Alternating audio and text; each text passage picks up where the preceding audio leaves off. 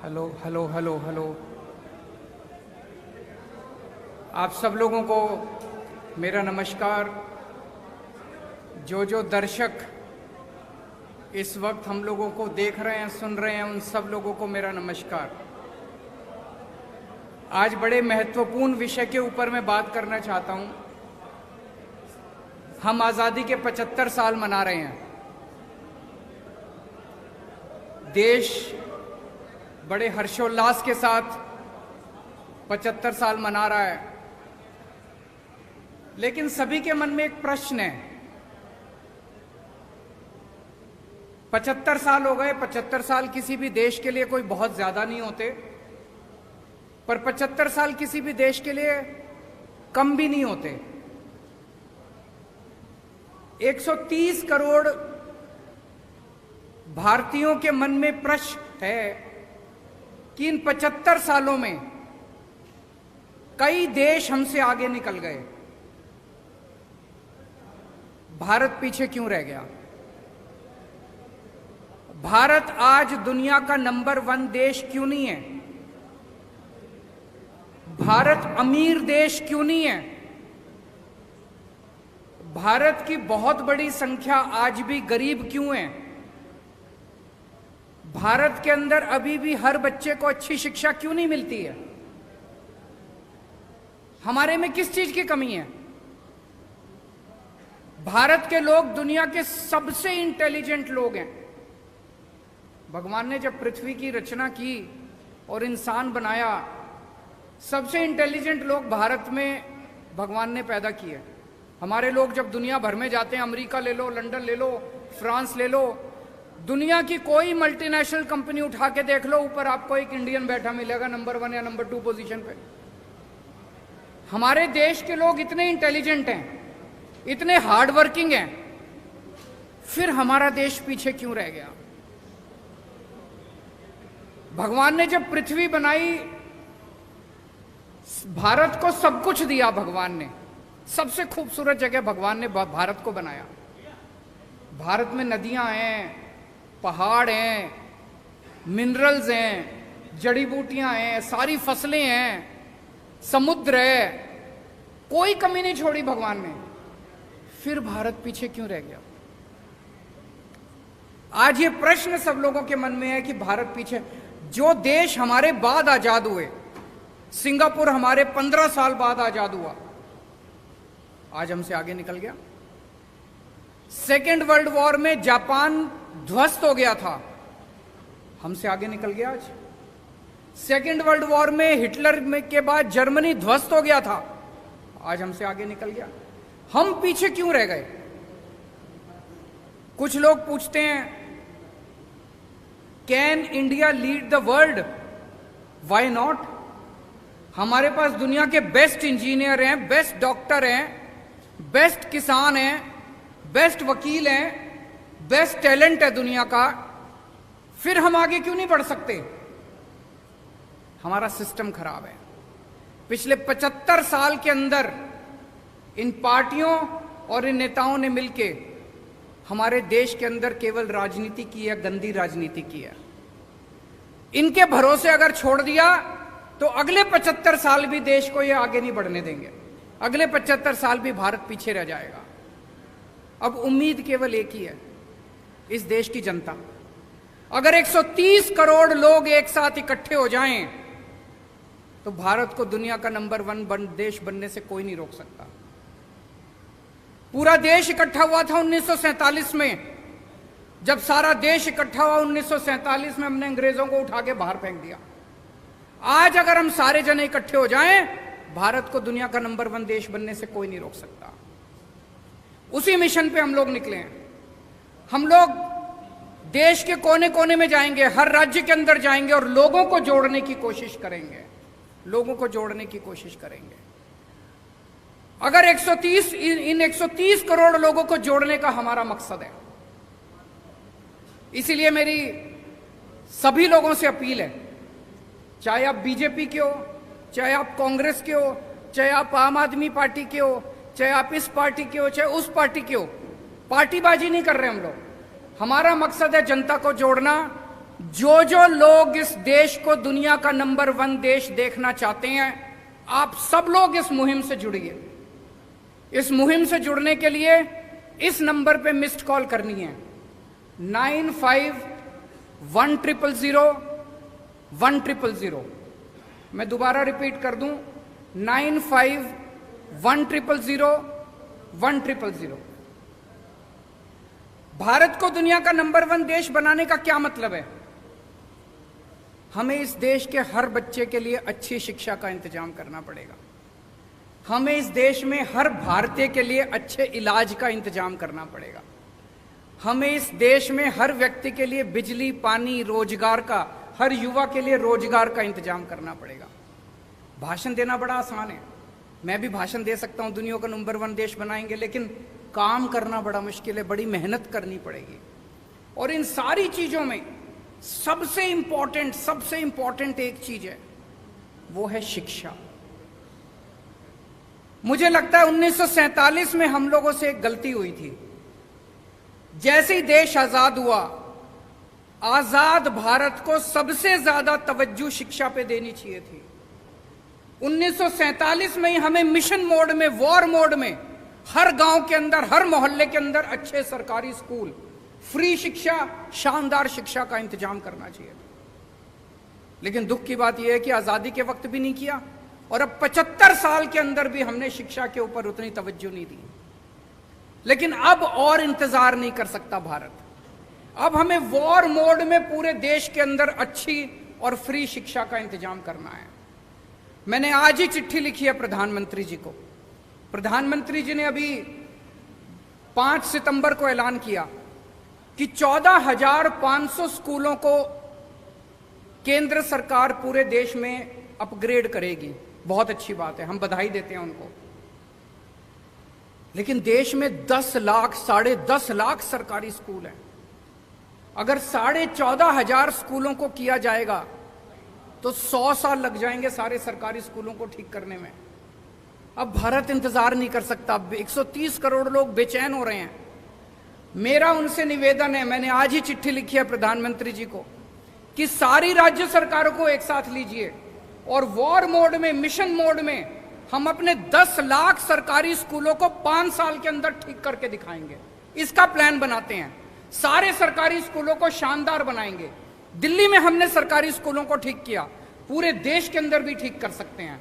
हम उसके लिए तैयार हैं। जो मदद हमसे चाहिए हम उसको करने के लिए तैयार हैं। दिल्ली में हमने कम पैसे में और बहुत शानदार स्कूल बना दिए। अब पंजाब के अंदर मान साहब सरकारी स्कूलों को ठीक करने में लगे हुए हैं, वहां भी ठीक करेंगे। पूरे देश के अंदर अपने को मिलकर करने हैं। देश में इस टाइम एक गलत ट्रेंड चल रहा है। जैसे हरियाणा के अंदर मौजूदा सरकार ने लगभग 190 सरकारी स्कूल बंद कर दिए। उसके पहले की केंद्र कांग्रेस सरकार ने 500 स्कूल, 700 स्कूल बंद कर दिए। इन दोनों सरकारों ने मिलकर पिछले कुछ सालों में। सरकारी स्कूल अगर हम बंद करते जाएंगे तो गरीबों के बच्चे कहां पढ़ेंगे? कहते हैं सरकारी स्कूल में बच्चे कम आते हैं, कम आने लग गए। आपने सरकारी स्कूलों का ऐसा बेड़ा गर्क कर दिया कि गरीब आदमी भी अब अपने बच्चों को सरकारी स्कूल में नहीं भेजता। वो अपना पेट काट के 2 टाइम की रोटी कम खा लेगा, प्राइवेट स्कूल में भेजना चालू कर दिया। आप सरकारी स्कूलों को बंद करने की बजाय उनको शानदार बना दो, देखो बच्चे आने लग जाएंगे। अमीरों के बच्चे भी आएंगे, दिल्ली में अमीरों के बच्चे भी आ रहे हैं। तो ये सरकारी स्कूलों को बंद करने का जो सिस्टम पूरे देश के अंदर चल रहा है, ये बड़ा डेंजरस है, बहुत डेंजरस है। देश में 27 करोड़ बच्चे रोज स्कूल जाते हैं। इनमें से 18 करोड़ बच्चे सरकारी स्कूलों में जाते हैं। अगर हमने सरकारी स्कूल बंद करने चालू कर दिए, 18 करोड़ गरीब बच्चे कहां जाएंगे? क्या 18 करोड़ बच्चे अनपढ़ रह जाएंगे? अगर 18 करोड़ बच्चे हमारे अनपढ़ रह गए तो देश कैसे तरक्की करेगा? इन 18 करोड़ बच्चे जो 10 लाख सरकारी स्कूलों में पढ़ते हैं, इनके लिए हमें शानदार शिक्षा का इंतजाम करना है। जब तक वो नहीं होगा तब तक बातें बड़ी बड़ी हो सकती है, लेकिन देश आगे नहीं बढ़ सकेगा। अगर आपके कुछ प्रश्न है तो आप बताइए। मैं जानता था जी आप एसवाईएल पे जरूर पूछोगे। मैं पहले 2 मिनट मान साहब को कहूंगा कि वो अपनी बातें रखें, उसके बाद मैं जवाब दूंगा। बहुत बहुत धन्यवाद, शुक्रिया सर। देश के सबसे क्रांतिकारी मुख्यमंत्री अरविंद केजरीवाल जी ने जो बातें की हैं,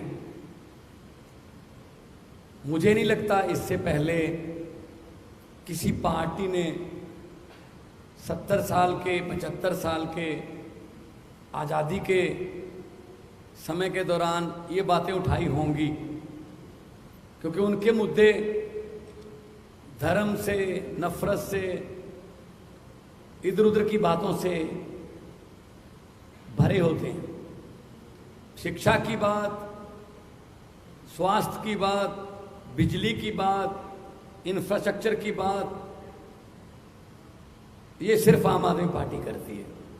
जब छोटे होते थे तो अकेला दूरदर्शन चलता था, तो दूरदर्शन पे एक ऐड आती थी, मिले सुर मेरा तुम्हारा तो सुर बने हमारा।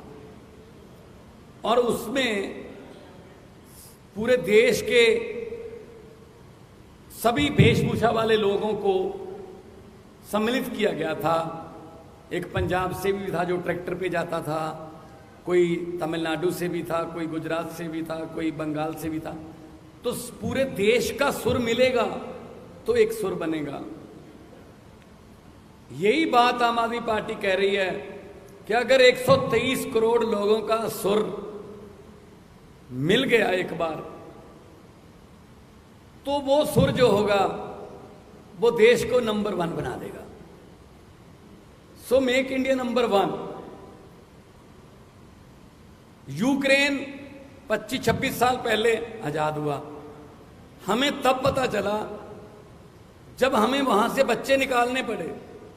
अपने मेडिकल के स्टूडेंट्स को उनकी जान बचाने के लिए उनको वहां से लाना पड़ा कि हमारे इतनी तादाद में बच्चे बाहर जा रहे हैं। वो कोई नालायक बच्चे नहीं थे, वो कोई ऐसे बच्चे नहीं थे जिनको यहाँ एडमिशन नहीं मिल सकती। वो 99.9, 99.8, 99.7 वाले बच्चे थे। क्यों जाना पड़ा? यहाँ कोटा सिस्टम है जी, ये चेयरमैन का कोटा है, ये फलां का कोटा है, यहाँ सिफारिश चलती है, यहाँ पैसे चलते हैं। तो पेरेंट्स सोचते हैं जो काम 30 लाख में यूक्रेन में होता है वो यहाँ 3 करोड़ में होता है। तो 25 साल पहले आजाद हुआ देश हमसे ज्यादा मेडिकल इंफ्रास्ट्रक्चर में हमसे ऊपर चला गया। हम क्या करते रह गए? हम तो नारे लगाते रह गए, हम एक दूसरे को कोसते रह गए, एक दूसरे की निंदा करते रह गए। तो देश तभी बढ़ेगा जब सब ऊपर होंगे। देश तभी आगे बढ़ेगा जब सबका सुर मिलेगा। ये पोलराइजेशन, ये नफरत की राजनीति देश को आगे नहीं लेके जा सकती। पंजाब अनाज में देश को आत्मनिर्भर करने वाला स्टेट है। पंजाब के नौजवान आज भी चाइना पाकिस्तान बॉर्डर पर सीना ताने खड़े हैं। पंजाब माना गया है न्यू आइडियाज के लिए, नए इनकलाब्स के लिए। दिल्ली में इन्होंने जो शिक्षा की क्रांति लाई अरविंद केजरीवाल जी ने, स्वास्थ्य में क्रांति लाई, मोहल्ला क्लिनिक, हमने 100 मोहल्ला क्लिनिक, अभी 6 महीने हुए नहीं है हमारी सरकार को बने हुए पंजाब में, 100 मोहल्ला क्लिनिक खुल गए। जून जुलाई से बिजली के बिल जो है 0 आने लगे। सेना में जो जवान फर्ज निभाते हुए अपनी जान कुर्बान करता है, 1 करोड़ रुपया उसको मिलता है। विधायकों को एक बार की पेंशन ही मिलेगी। एक बार विधायक बने तो बार 5 बार विधायक बने तो बार पेंशन नहीं मिलेगी, एक बार मिलेगी। अभी हम आने वाले दिनों में ई गवर्नेंस ला रहे हैं। गिरदावरी रजिस्ट्री फर्द आपके लैपटॉप में, आरसी गाड़ियों की आपके लैपटॉप में, इंडस्ट्री के लिए सिंगल विंडो, विंडो पहले भी सिंगल होती थी, इससे पहले वाली सरकारों में भी सिंगल विंडो होती थी, लेकिन हर अफसर की अपनी अपनी विंडो होती थी। इससे पहले जो भी इंडस्ट्री वाले आते थे वो पंजाब से एमओयू करने नहीं आते थे, वो एक परिवार से एमओयू करने आते थे। अब जब वो इंडस्ट्री वाले आते हैं तो पंजाब के साथ हस्ताक्षर करने आते हैं। पंजाब में बड़ी बड़ी कंपनियां आ रही हैं, नौजवान युवाओं को रोजगार मिलेगा।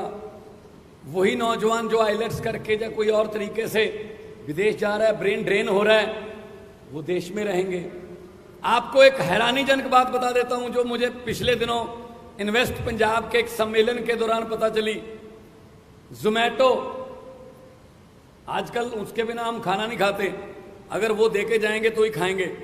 जोमैटो का जो चलाने वाला, जिसने जोमैटो शुरू किया, आइडिया किया, वो फरीदकोट से है। ओला का जो मालिक है वो सानेवाल से है। फ्लिपकार्ट पंजाबी का है। हमारे पास आइडियाज बहुत हैं, लेकिन उन आइडियाज को इंप्लीमेंट करने के लिए प्लेटफॉर्म चाहिए, तो वो प्लेटफॉर्म आम आदमी पार्टी दे रही है।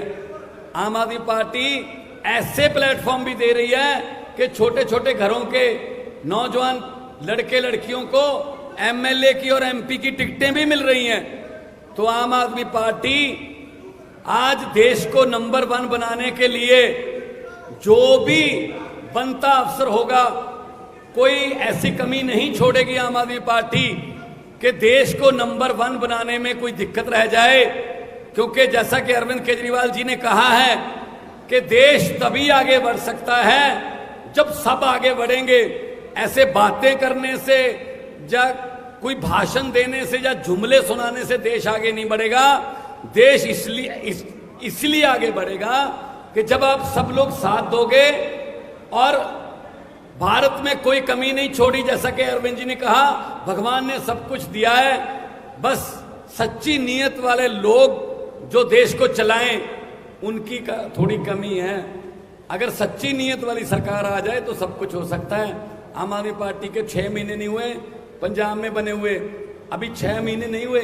सच्ची नीयत है कि हमने 8736 अध्यापकों को पक्के कर दिया, जो पिछले कई सालों से अकाली दल और कांग्रेस की सरकारों से लाठियां खा रहे थे, पगड़ियां उतर रही थी, वाटर कैनन चल रहे थे।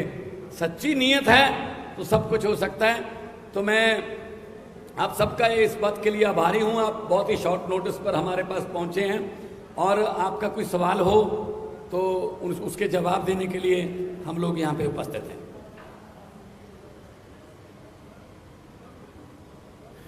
अभी हमारे मीडिया के एक साथी ने एसवाईएल के बारे में पूछा कि एसवाईएल पे हमारा क्या स्टैंड है।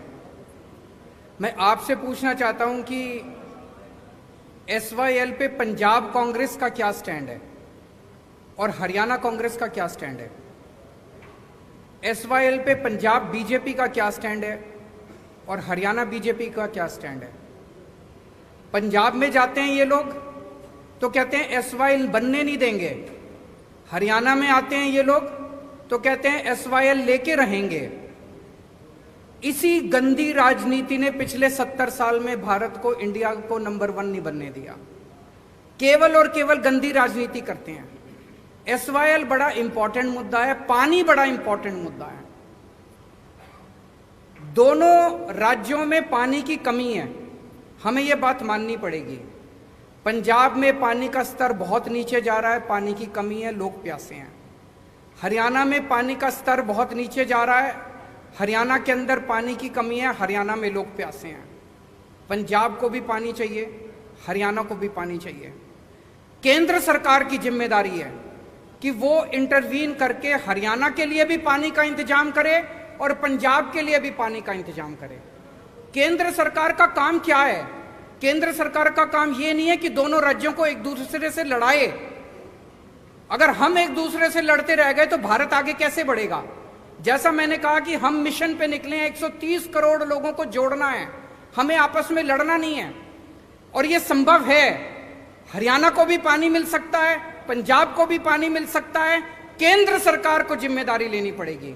मैं प्रधानमंत्री जी से अपील करता हूं कि पंजाब के लिए भी पर्याप्त पानी का इंतजाम करें, हरियाणा के लिए भी पर्याप्त पानी का इंतजाम करें, और अगर उनके पास समाधान नहीं है मेरे को बुला लें, मैं उनको समाधान बता दूंगा, लेकिन बैठ के इसका समाधान करना पड़ेगा।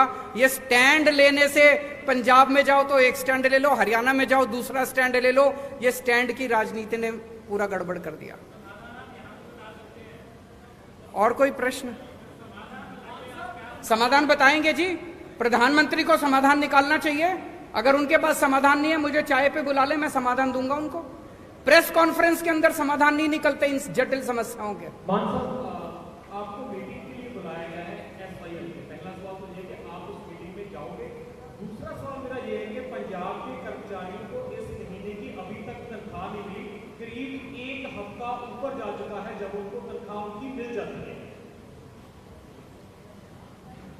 आपका पहला सवाल है, अगर हरियाणा के मुख्यमंत्री और पंजाब के मुख्यमंत्री की कोई मीटिंग केंद्र सरकार की, जो कहते हैं कि केंद्र सरकार ने कहा है कि दोनों मीटिंग कर लें, हम मिलने को तैयार हैं, मुझे मिलने में कोई हर्ज नहीं है। लेकिन जैसा कि अरविंद जी ने कहा, केंद्र सरकार का ये फर्ज बनता है कि वो इस समस्या का समाधान करे, ना कि दोनों को मीटिंग में बिठाकर उसके बाद बाहर आकर अपने अपने वक्तव्य देने के लिए उनको छोड़ दें। तो मैं Punjab as a head of the state in Punjab, मैं जाने के लिए तैयार हूं। मुख्यमंत्री साहब हरियाणा के आए, बातचीत करेंगे, लेकिन कम से कम केंद्र सरकार जो है वो बाकी कामों के लिए राज्यों पर बहुत कुछ थोपती है। आप ये नहीं कर सकते, जीएसटी ये नहीं कर सकते, आप ये नहीं कर सकते, ये नहीं कर सकते। तो केंद्र सरकार जो है वो पंजाब का पानी पूरा कर दे पंजाब के पास, और हरियाणा का पानी भी पूरा कर दे। हरियाणा में भी जैसा कहा कि दोनों भाई हैं छोटे, हरियाणा छोटा भाई है, पंजाब बड़ा भाई है, तो हमें लड़ाने की बजाय वो समाधान निकालें।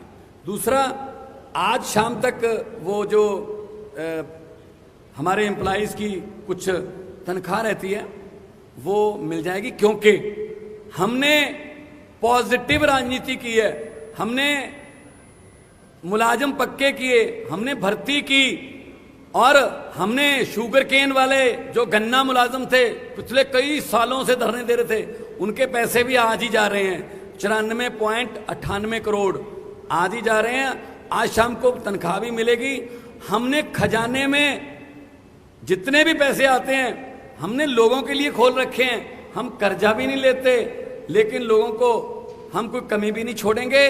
और इस बार 23% जीएसटी की कलेक्शन बढ़ी है, और जितना टैक्स आएगा हम इंफ्रास्ट्रक्चर के रूप में, हम स्कूलों के रूप में, सस्ती बिजली के रूप में, हम सड़कों के रूप में, अच्छे स्कूलों के रूप में, मोहल्ला क्लिनिक के रूप में लोगों पर ही खर्च करेंगे।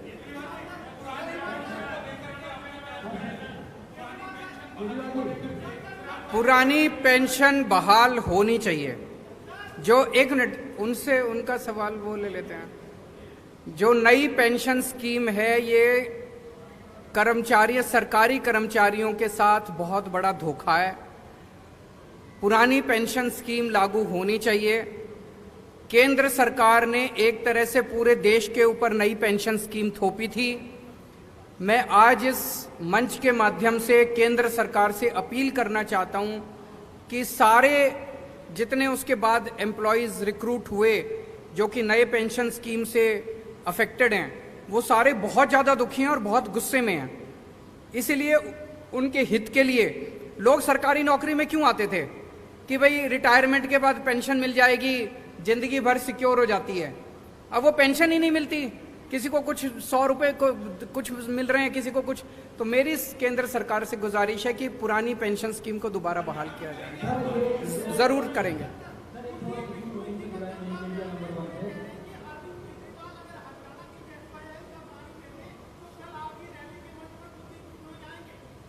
कुलदीप बिश्नोई की जरूरत ही नहीं हमको। कुलदीप बिश्नोई वहीं रहे, वो किस लिए? आप एक चीज बताओ, मैं आपसे पूछना चाहता हूं, अभी तक वो कांग्रेस में थे, अब वो बीजेपी में चले गए, अपनी पार्टी पहली एमएलए थे, अब भी एमएलए का चुनाव लड़ेंगे, तो क्यों गए हैं? उनके ऊपर इतने सारे केस थे, इतने सारे केस थे, तो वो अपने केस रफा दफा कराने के लिए गए हैं।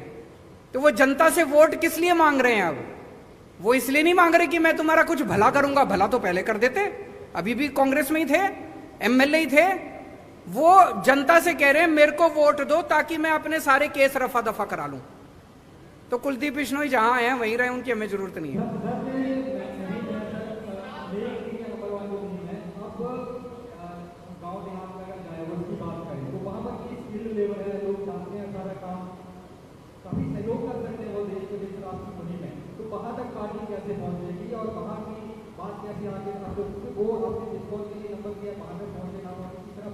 बहुत अच्छा आपका प्रश्न है।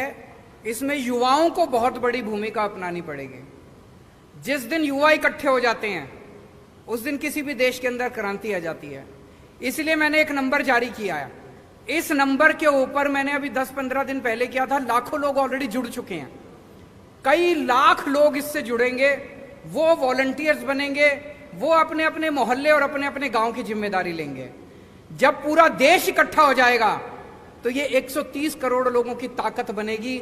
जब 130 करोड़ लोग कहेंगे कि हमारे जो स्कूल खोलो, किसी सरकार की हिम्मत नहीं है जो स्कूल ना खोले। इनको अपनी अभी 75 साल में केवल गंदी राजनीति हुई है, काम नहीं हुए। अब काम करने पड़ेंगे। जिस दिन देश के लोग इकट्ठे हो गए, खड़े हो गए, लोगों को काम करने पड़ेंगे। Thank you so much.